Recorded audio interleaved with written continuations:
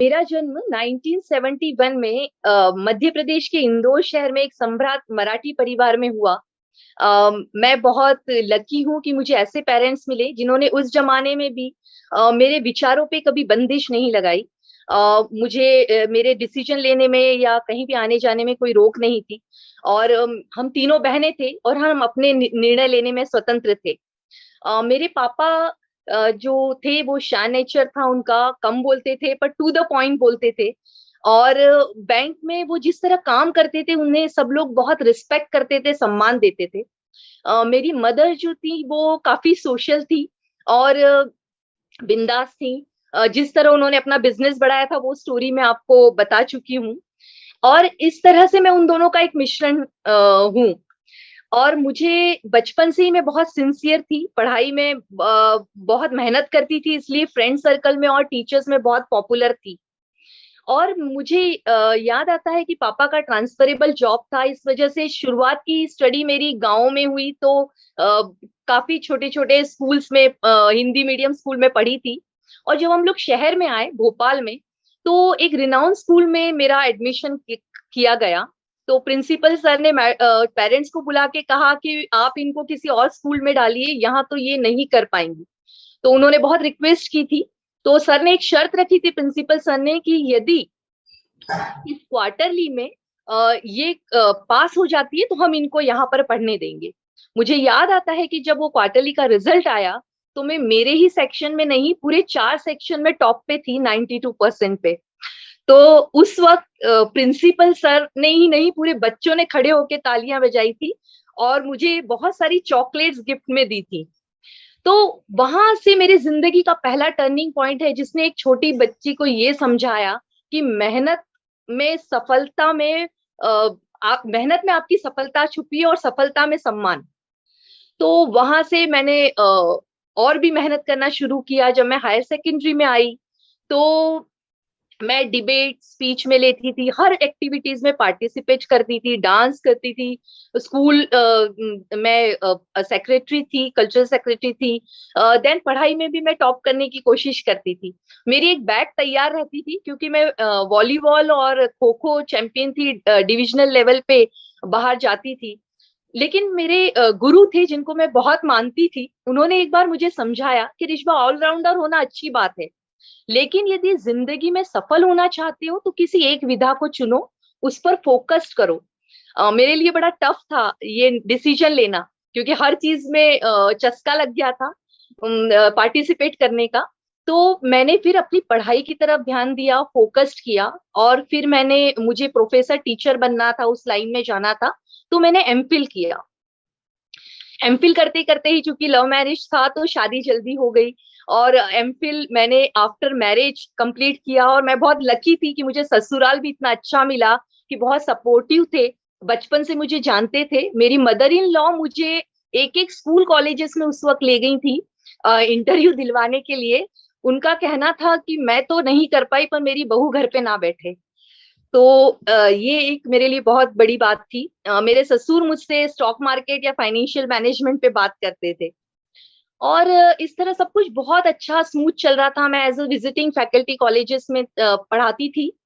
लेकिन कहते हैं ना, स्टॉक मार्केट की तरह लाइफ में भी फ्लक्चुएशंस आते हैं, स्मूथ लाइफ कभी होती नहीं है, और इसीलिए शायद हम निखार के आगे आते हैं। मेरी जिंदगी में 2002 में, जैसे मैं पहले कई बार स्टोरी बता चुकी हूँ, मेरी बेटी ने जन्म लिया जिसे बहुत सारे प्रॉब्लम्स थे।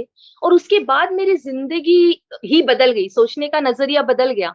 क्योंकि उस वक्त मुझे आगे सब अंधेरा नजर आने लग गया, और मुझे कुछ समय के लिए हम लोगों के घर की खुशियां थम सी गई। और मुझे लगा पता नहीं, लेकिन फिर सब घर से सबने सपोर्ट किया। घर का एक सकारात्मक माहौल था और मैंने चैलेंज को स्वीकार किया।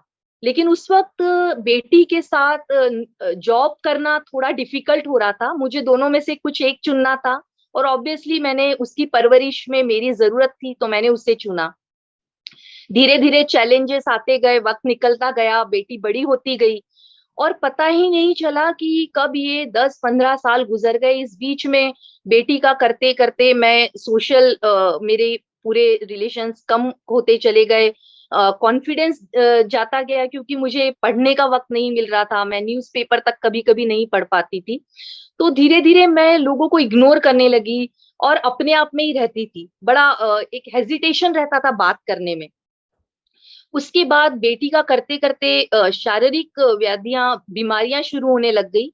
और मुझे याद आता है कि मैं 8-10 साल पहले, 15 साल पहले की बात है कि मैं 22 दिन हॉस्पिटलाइज थी। मुझे सीवियर निमोनिया हो गया था, मेरे लंग्स काफी डैमेज हो गए थे और मैं मौत और जिंदगी के बीच संघर्ष कर रही थी। बहुत मुश्किल लग रहा था कि पता नहीं क्या होगा, घर के लोग सब घबराए हुए थे और मैं बस एक ही दिमाग में सोच रही थी कि मुझे अभी जीना है मेरी बेटी के लिए। और इस तरह मैं 22 दिन की लड़ाई जीत के घर आई थी। बहुत कमजोर थी और इस तरह चैलेंजेस एक पे एक आते गए और आगे बढ़ती गई। उसके बाद मैंने भगवान से कहा और कितनी परीक्षा, क्योंकि मुंगेरी लाल के सपने तो बहुत हो गए, बहुत सपने देखती थी कि मैं स्टेज पे अवार्ड ले रही हूँ, न्यूज़पेपर में नाम आ रहा है। और कब तक, तो शायद भगवान ने उस दिन मुझे अपनी परीक्षा में पास कर दिया। और अचानक एक दिन मेरे अंबर के, मेरे हस्बैंड अंबर के दोस्त घर पे आए। उन्हें कोई बिजनेस स्टार्ट करना था फाइनेंशियल लाइन में, म्यूचुअल फंड डिस्ट्रीब्यूशनशिप से वो स्टार्ट कर रहे थे, तो उन्होंने ऑफर दिया। तो अंबा ने सहज कह दिया कि मेरी वाइफ बहुत समय से कुछ करना चाह रही है, आप उन्हें पार्टनर बना लीजिए। शायद भगवान का तथास्तु था, इसलिए उन्होंने भी सहज स्वीकार कर लिया। मैं किचन से सब सुन रही थी, बड़ी घबरा गई थी। मैंने इनको कहा कि इस तरह इतना चैलेंजिंग, इतने लंबा गैप और इतना डिफिकल्ट चीज आप मुझे करने के लिए कह रहे हो। तो इन्होंने एक ही बात की कि बचपन को याद करो, तुम क्या थी उसे याद करो, जिस पे धूल चढ़ गई है उसे हटा दो। और मैं भी इस अपॉर्चुनिटी को जाने नहीं देना चाहती थी, इसलिए मैंने इस चैलेंज को स्वीकार किया और मैं आगे बढ़ी।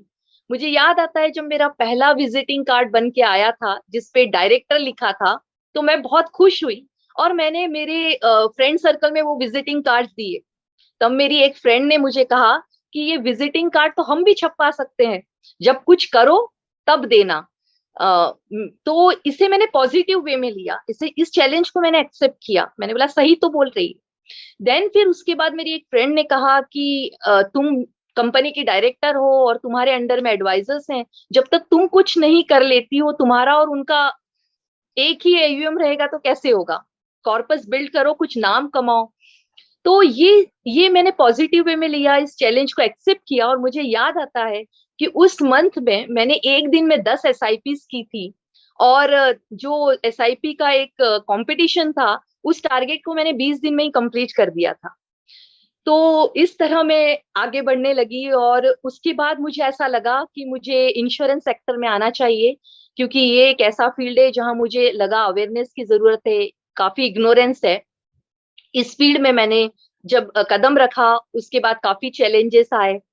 लेकिन चूंकि इतनी सारी जो चैलेंजेस मैंने लाइफ में एक्सेप्ट की थी, उसकी वजह से मैं आगे बढ़ती गई। और जब MDRT हुई तो मुझे एक बात समझ में आई कि सब्र का फल मीठा होता है और मेहनत करते रहिए, गिव अप मत कीजिए।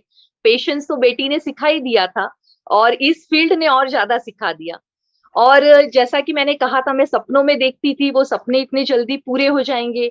मुझे यकीन नहीं होता है जब टाइम्स ऑफ इंडिया ने मुझे कवर किया, जब दैनिक भास्कर और नई दुनिया जैसे बड़े पेपर्स में मेरे आर्टिकल्स आए, आप जैसे चैनल ने मुझे मौका दिया। तो ये चीज मेरे लिए बहुत बड़ी बात थी। और इसीलिए मैंने भगवान को धन्यवाद किया कि तुमने मुझे इतने अच्छे प्रोफेशन के लिए चुना जहां मुझे अप्रत्यक्ष रूप से सेवा करने का मौका मिल रहा है। और इस तरह मैं आगे बढ़ती जा रही हूँ।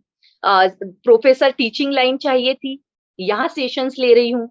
और बहुत अच्छा लगता है जब दूर दूर से कहीं से कॉल आता है, मेरी एडवाइजरी लेते हैं, या यंगस्टर्स मुझे मेरी बातों से अप्रिशिएट होते हैं और या वो इन्वेस्टमेंट करते हैं, तो बहुत सेटिस्फेक्शन मिलता है। और मेरे घर के लोग बहुत प्राउड फील करते हैं और बहुत खुशी होती है। मेरे बेटे ने जो इंजीनियरिंग के बाद GRE करके बाहर जाने वाला था, अपने विचारों को बदल के उसने मेरे बिजनेस को ज्वाइन किया। आज वो CFA कर रहा है और मेरे बिजनेस को बहुत अच्छा संभाल रहा है। तो ये छोटी सी मेरी अपनी स्टोरी थी। और इतने सारे चैलेंजेस आते हैं ना, तभी जिंदगी में निखार आता है और हम में कॉन्फिडेंस आता है और हम आगे बढ़ते हैं, ऐसा मुझे लगता है।